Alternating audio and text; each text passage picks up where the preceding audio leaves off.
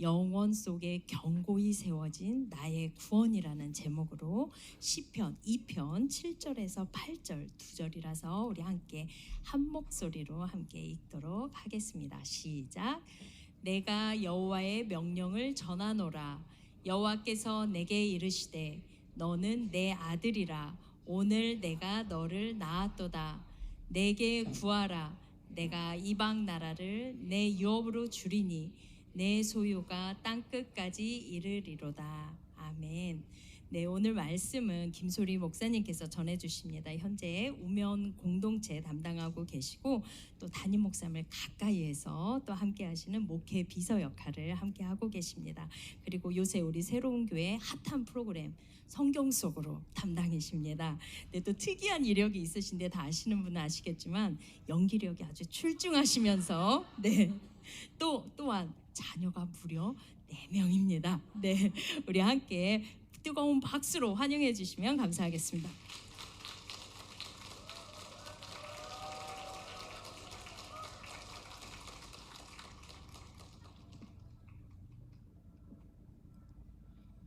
네, 소개 감사합니다. 생각보다 박수와 함성은 적었어요. 괜찮습니다. 저는 혼자서도 만족하니까 괜찮아요.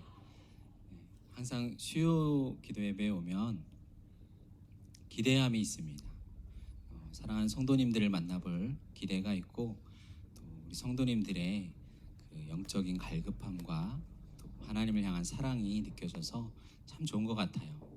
그래서 여러분들의 높은 수준을 제가 잘 알고 거기에 맞춘 설교를 언제나 수요 예배만큼은 나의 모든 역량을 동원하자라고 하고 있습니다. 물론 다른 연기나 이런 재밌는 것들은 좀 많이 여기서는 감추는 편인데요.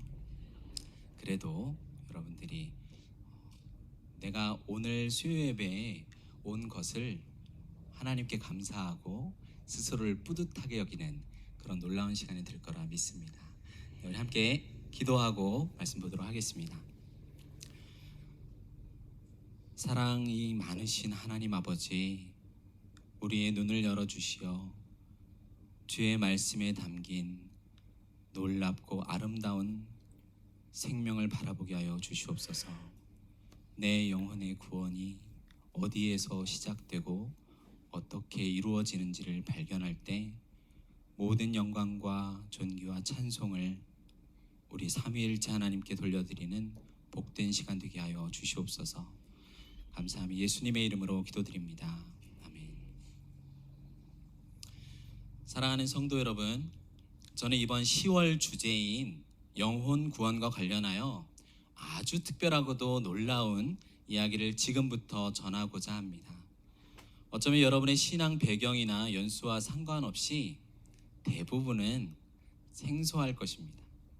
하지만 이 주제는 16세기, 17세기의 그 시대의 교회에서는 아주 일반적으로 들을 수 있는 내용이었습니다. 그래서 새로운 내용은 아니에요. 보다 정확한 표현으로는 마치 우리가 순수한 물질을 얻기 위해 이루어지는 정련의 과정처럼 성경 전체에 흩어져 있는 많은 기둥과 같은 말씀들을 통해서 재확인하고 재조명되는 구원의 이야기라 할 수 있습니다. 성경이 성경을 해석하는 공부가 가장 안전합니다. 기대가 많이 되시죠? 여러분 평생 한 번만이라도 들을 수 있다면 복이 있는 그 설교를 지금부터 시작합니다. 여러분은 여행을 좋아하시나요? 여행을 좋아하는 분도 좋아하지 않는 분도 모두 아무도 본 적이 없고 가본 적이 없는 곳으로 우리는 놀랍고 신비한 여행을 떠나볼 것입니다. 내 영혼 구원이 시작된 때가 언제일까요?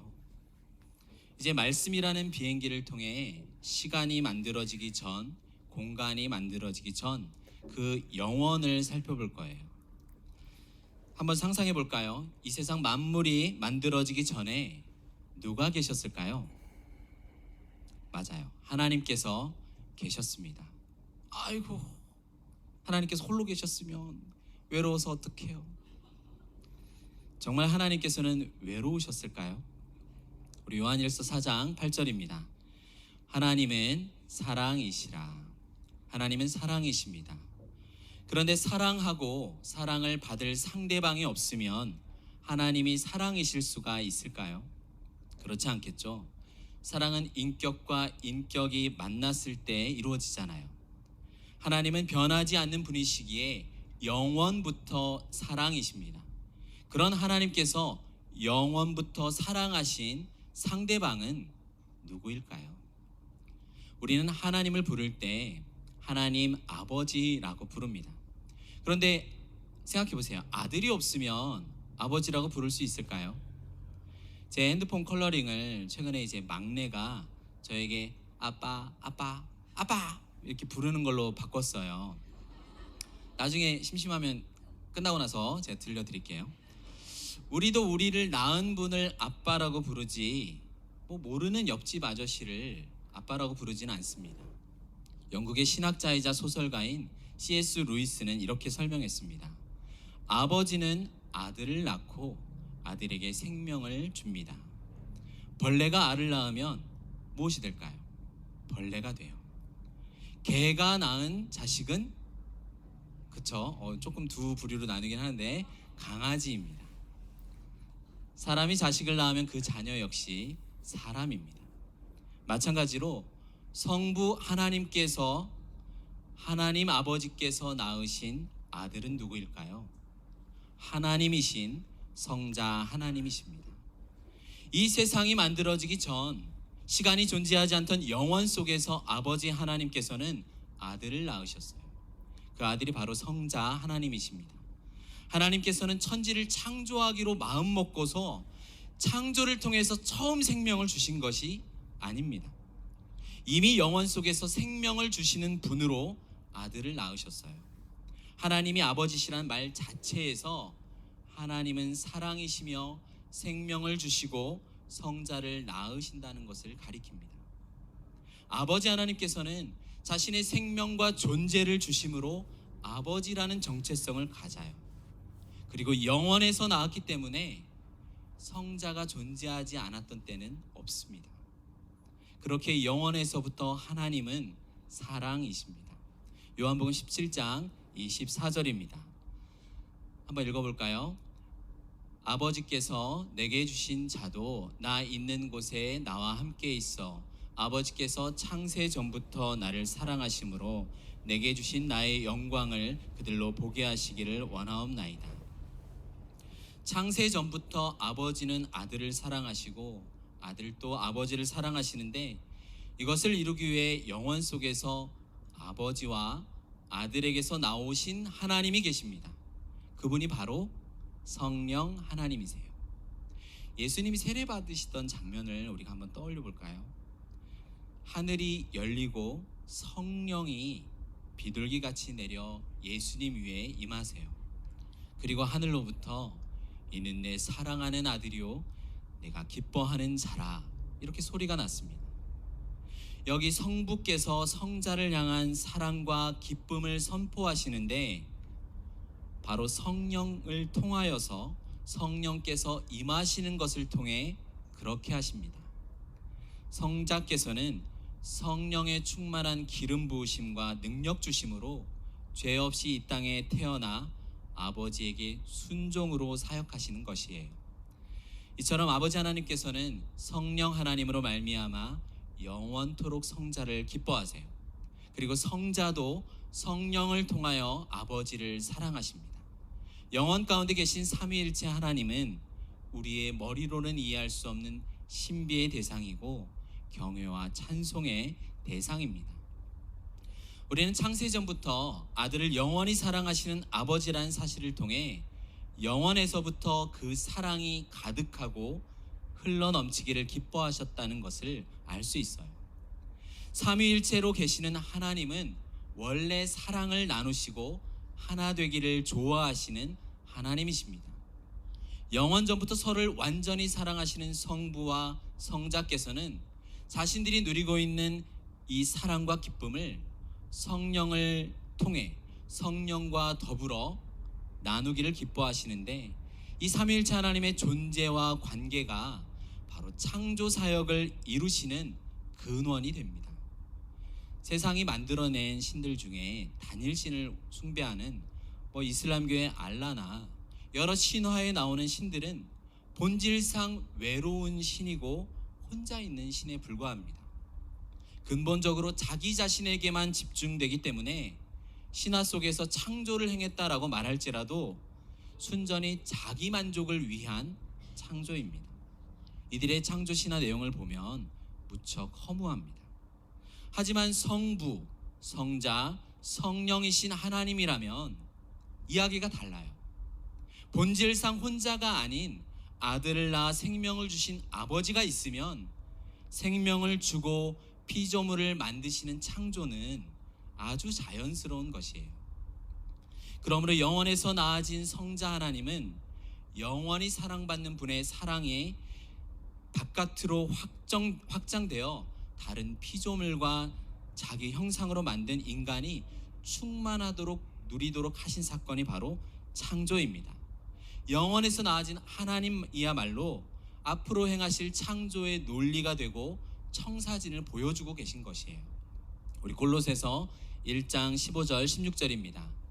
그는 보이지 아니하는 하나님의 형상이시요 모든 피조물보다 먼저 나신 이시니 만물이 그에게 창조되되 하늘과 땅에서 보이는 것들과 보이지 않는 것들과 혹은 왕권들이나 주권들이나 통치자들이나 권세들이나 만물이 다 그로 말미암고 그를 위하여 창조되었고, 이 골로새서를 보니 만물이 그에게서 창조되었고 만물이 그로 말미암고 그를 위하여 창조되었습니다.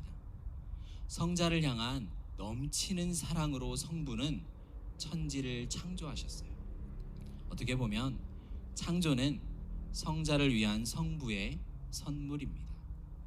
여러분도 사랑하는 자녀를 보면 좋은 선물을 무척 주고 싶어 하잖아요.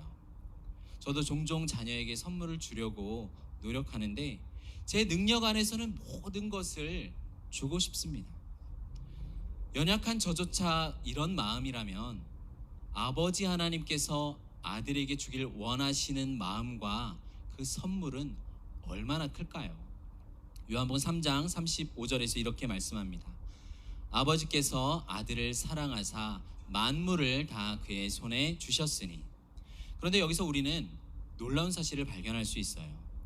성자를 향한 성부의 사랑이 분출되어 우리에게까지 나누어지기 때문에 이 성자가 받는 만유의 기업 역시 우리에게 나누어진다는 것입니다. 우리는 하나님의 상속자요 그리스도와 함께한 상속자라고 로마서에서 말씀합니다. 이 창조 자체가 바로 삼위일체 하나님의 사랑이 흘러나오는 은혜의 사역입니다. 그러나 세상의 모든 신은 어떻습니까? 신을 섬기기 위하여 사람은 정성과 노력을 가득 바쳐서 복을 구해야 비로소 받을까 말까 하는 것입니다. 그러나 우리 하나님은 다르세요. 하나님의 사랑과 기쁨은 피조물로부터 무엇을 받으시는 데 있는 것이 아니라 피조물에게 자신을 나타내시고 나누어 주시는 데 있습니다. 요한복음 17장 23절 24절입니다. 곧 내가 그들 안에 있고 아버지께서 내 안에 계시어 그들로 온전함을 이루어 하나가 되게 하려 함은 아버지께서 나를 보내신 것과 또 나를 사랑하심 같이 그들도 사랑하신 것을 세상으로 알게 하려 함이로소이다. 아버지여 내게 주신 자도 나 있는 곳에 나와 함께 있어 아버지께서 창세 전부터 나를 사랑하심으로 내게 주신 나의 영광을 그들로 보게 하시기를 원하옵나이다. 아멘.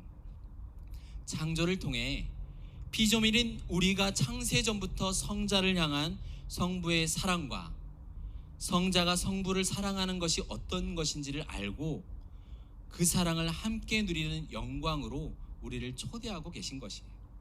그 초대는 오직 아들을 통해서만 알 수 있습니다. 그래서 아들을 우리에게 내어주시는 것이에요. 이처럼 우리 하나님은 참 좋으신 하나님이십니다. 선하신 하나님이세요. 이 삼위일체 하나님의 자발적이고 충만한 사랑의 교제가 가능할 수 있도록 하나님은 이제 사람을 자기 형상으로 만들고 생명을 불어 넣으셨습니다. 피조물인 사람에게 생명과 인격을 허용하셨다는 것은 곧 하나님까지도 거절하고 버릴 가능성이 있는 그러한 자유까지도 허용한 인격적 존재를 말합니다. 그런데 지혜가 무한하신 하나님이시잖아요. 하나님께서는 창조 후에 아담이 하나님의 말씀을 버리고 하나님의 자리에 오르고 싶어 하며 불순종하여 영원한 죽음에 처할 것을 미리 아셨어요. 그래서 세상을 만드시기 전에 삼위일체 하나님께서는 죄로 타락하여 사망에 붙들려 굴복할 자기 자녀를 사랑하시고 불쌍히 여기심으로 택한 자녀들의 구원을 위한 의논을 하셨습니다. 세상에서는 구속이라는 말은 어떻죠? 내가 아는 사람이 구속됐어. 안 좋은 말이죠. 경찰에 붙들리고 끌려가는 것이잖아요. 그런데 성경에서는 반대로 사용됩니다. 노예 상태에 있는 자를 건지기 위해 값을 지불하고 자유로 해방시키는 것을 구속이라고 합니다. 그 일이 창조 이전에 삼위일체 하나님께서 택한 자기 백성의 구원과 이 구원을 이루시고 그 백성의 머리로 삼을 그리스도의 사역에 관하여 의논한 언약을 구속 언약이라고 합니다. 굉장히 신비한 언약이죠. 들어본 적 있으세요? 잘 오신 겁니다. 매우 신비하고 놀라운 언약이에요. 우리가 아파트 입주를 하려면 먼저 어떤 일을 하죠? 입주 전에 미리 계약서를 쓰고 보증으로 도장인을 찍습니다. 그것처럼 창세 전에 우리의 구원을 위해 그리스도께서 우리의 보증이 되어주신 것이에요. 하나님께서 맺으신 이 영원한 언약을 시간 속에서 살아가는 우리가 어떻게 할 수 있을까요? 하나님께서는 영원 속에 세우신 언약을 이제 역사 가운데 투사시켜 아담에게, 모세에게, 특별히 다윗과 맺으신 언약을 통해서 잠정적으로 드러내 주셨습니다. 마침내 약속대로 성육하신 그리스도의 사역을 통한 성취에서 공개적으로 밝히 나타내셨어요. 그래서 역사 속에 계시하는 모든 언약들과 이 구원의 이야기의 근원에는 바로 영원한 언약이 있어요. 먼저 사무엘하 7장에서 하나님께서는 이스라엘의 왕 다윗의 후손이 내 이름을 위하고 성전을 지어서 그의 나라를 내가 영원히 견고하게 하리라 약속하셨습니다. 나는 그에게 아버지가 되고 그는 내게 아들이 되리라 약속하셨어요. 이 타락한 땅에 살고 있는 모든 족속 가운데 한 민족 이스라엘을 택하여 자기 백성으로 삼으시고 다윗을 저들 위해 왕으로 세워 다스리게 하신 것에는 영원에서 구원을 약속하신 하나님의 깊고 비밀한 뜻이 담겨 있습니다. 오늘 본문인 시편 2편 7절부터 8절까지 읽겠습니다. 내가 여호와의 명령을 전하노라. 여호와께서 내게 이르시되 너는 내 아들이라. 오늘 내가 너를 낳았도다. 내게 구하라. 내가 이방 나라를 내 유업으로 주리니 내 소유가 땅 끝까지 이르노라. 아멘. 다윗의 시로 잘 알려진 시편 2편은 유대 왕의 취임식 때 사용되는 제왕시입니다. 머리에 왕관을 씌우고 공식 문서를 전달하면서 기름 부은 왕의 취임을 선포합니다. 왕에게 수여하는 언약의 내용이 바로 7절이에요. 너는 내 아들이라. 오늘 내가 너를 낳았도다. 내게 구하라 라고 선포하셨을 때는 하나님께서 다윗에게 하셨던 그 약속, 나는 그에게 아버지가 되고 그는 내게 아들이 되리라. 너의 자손 가운데 하나가 이스라엘 보좌에 앉아 영원히 다스릴 것이라 하셨던 그 약속을 염두에 두셨어요. 이 시편 2편을 인용하는 신약의 본문들이 굉장히 많이 있습니다. 먼저 히브리서 5장 5절 6절을 읽겠습니다. 또한 이와 같이 그리스도께서 대제사장 되심도 스스로 영광을 취하심이 아니요 오직 말씀하신 이가 그에게 이르시되 너는 내 아들이니 내가 오늘 너를 낳았다 하셨고 또한 이와 같이 다른 데서 말씀하시되 내가 영원히 멜기세덱의 반차를 따르는 제사장이라 하셨으니 아멘. 우리가 아까 먼저 읽었던 시편 2편 7절의 내용이 사실은 다윗의 후손이지만 보다 궁극적으로는 예수 그리스도에게 적용된 말씀이라고 위에서 지금 5절에서 말하고 있죠. 그리스도께서 이야기를 하는 건데 그에 대한 내용이 너는 내 아들이다 오늘 내가 너를 낳았다라고 말씀하신 이가 계시다라는 거예요. 이 선언은 단지 역사 속에 나타난 그리스도에게만 해당되는 것은 아닙니다.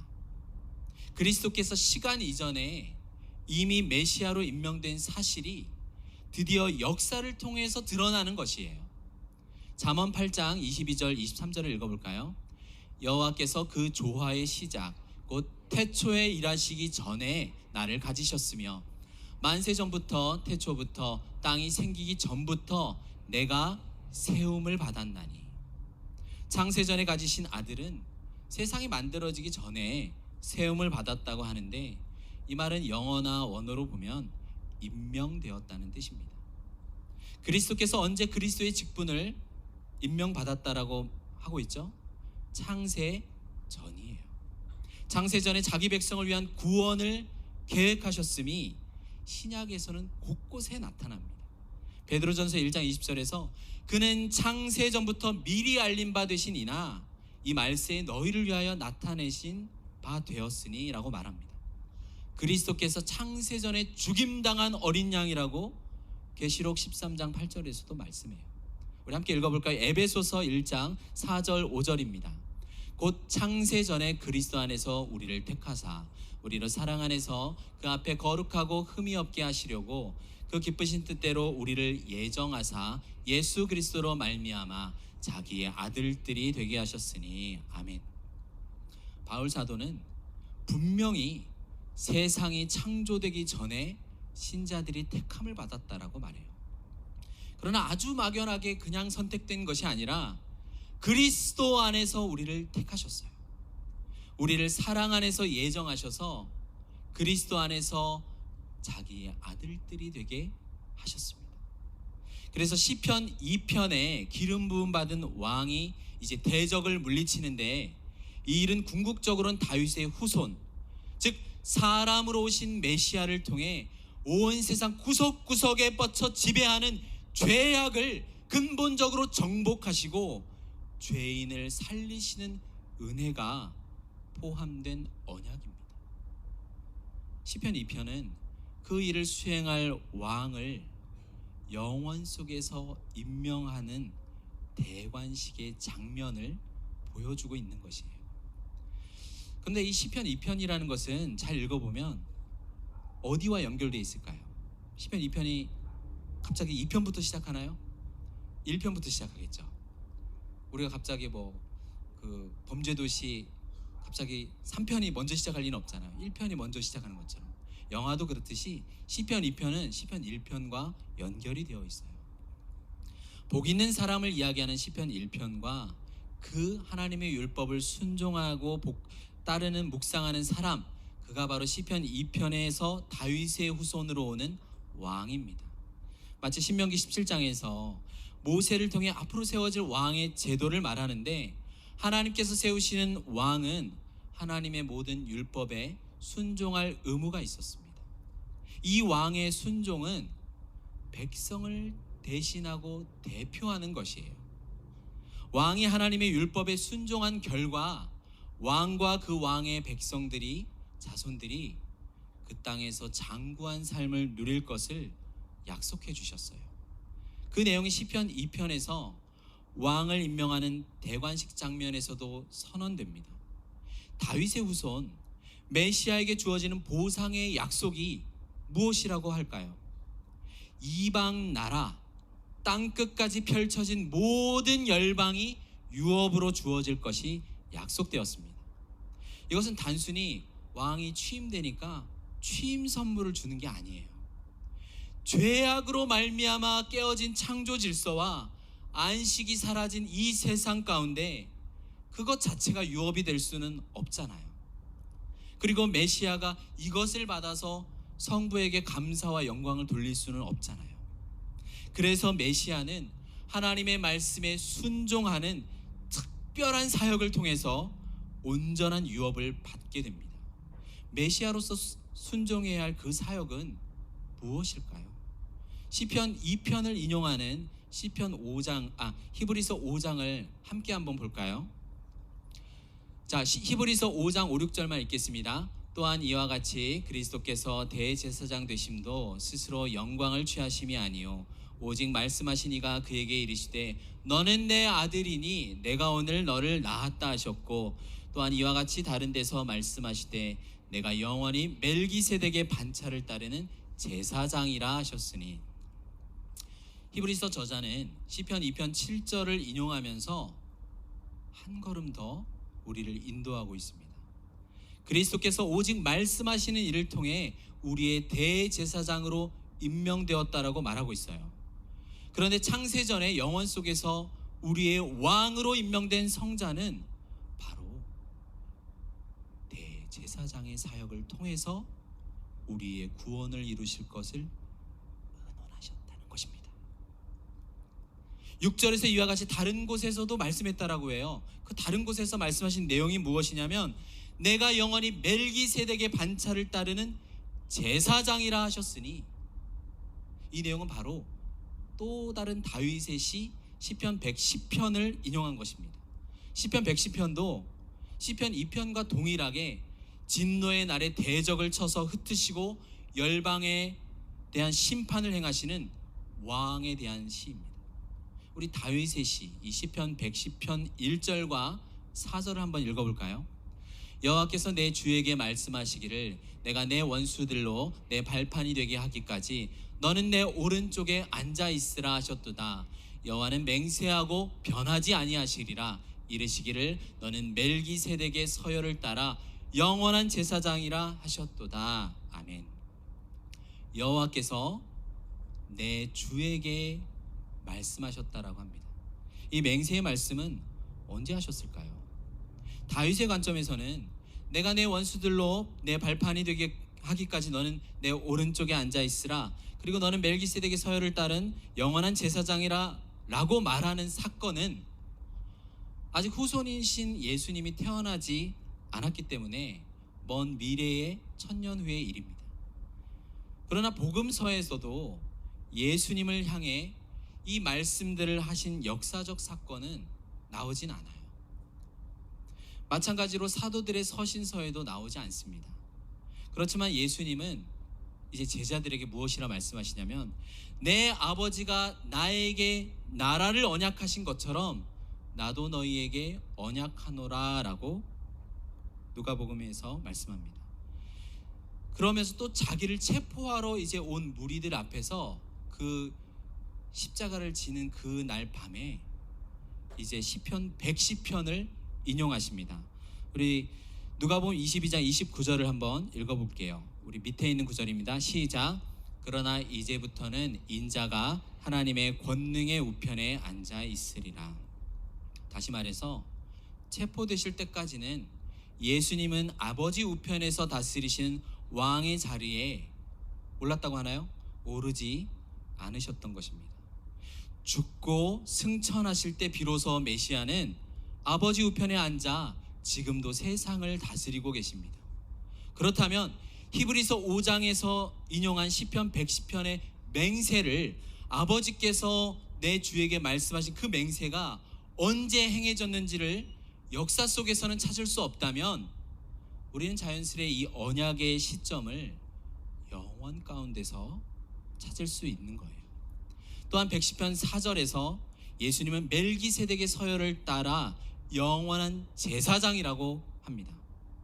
율법의 대제사장이 아니에요. 성경은 참 친절하게 그러면 이제 여러분들 보고 우리 보고 이제 멜기세덱이 누군지 공부하라라고 알려주고 있습니다.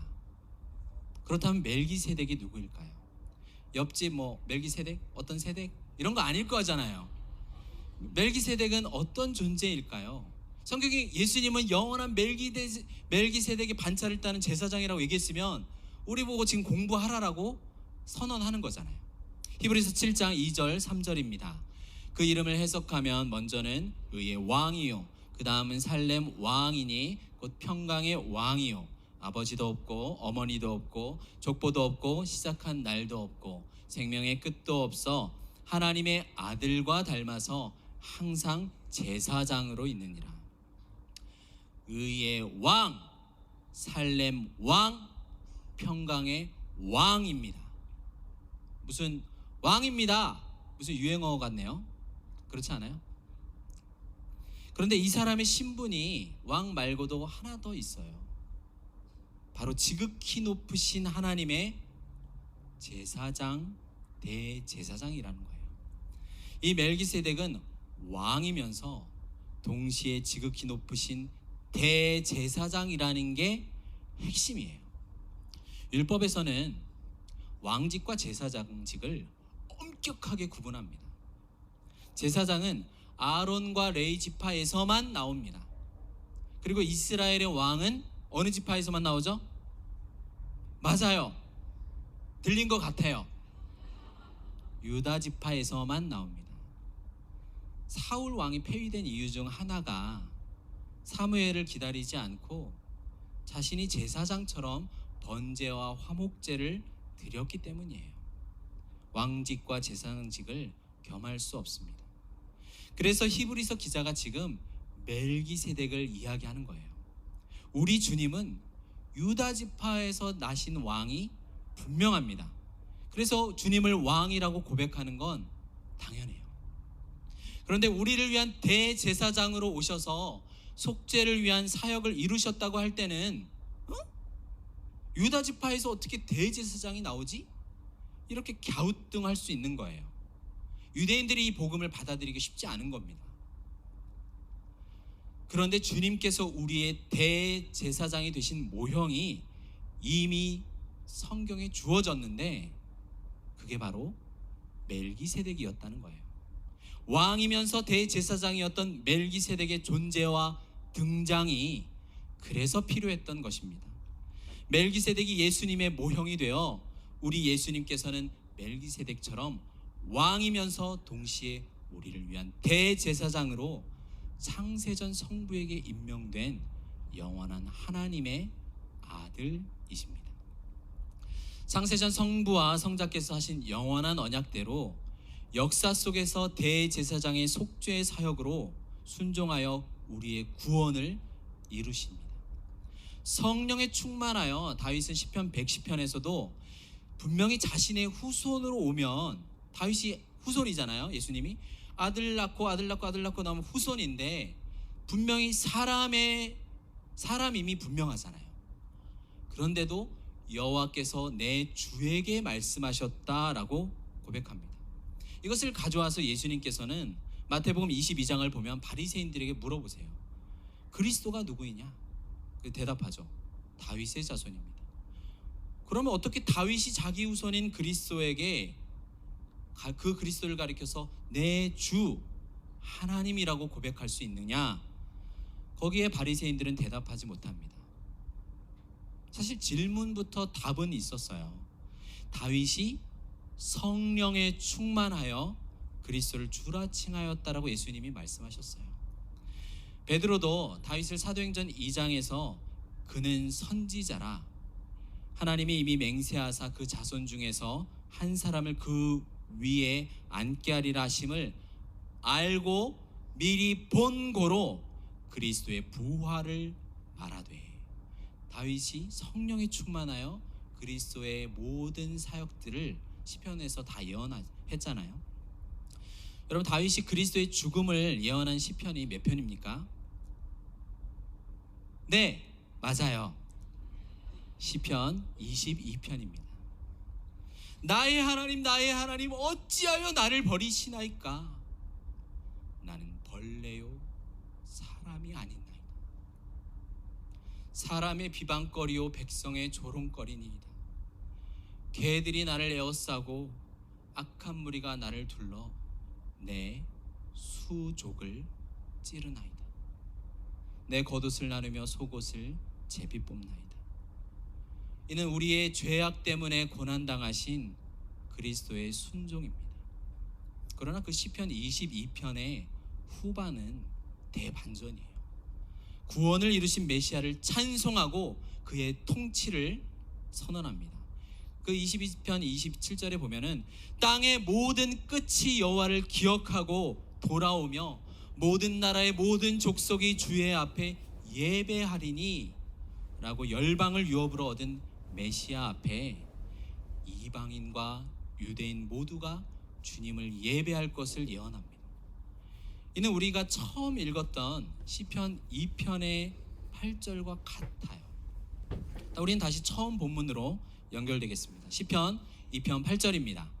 내게 구하라. 내가 이방 나라를 내 유업으로 주리니 내 소유가 땅끝까지 이르리로다. 아멘.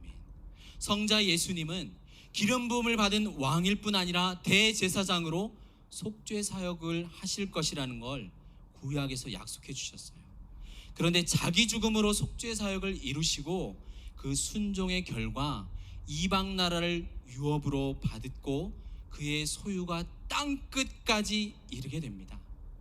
여러분, 땅끝 하면 생각나는 성경 구절 있지 않아요? 어딘가요?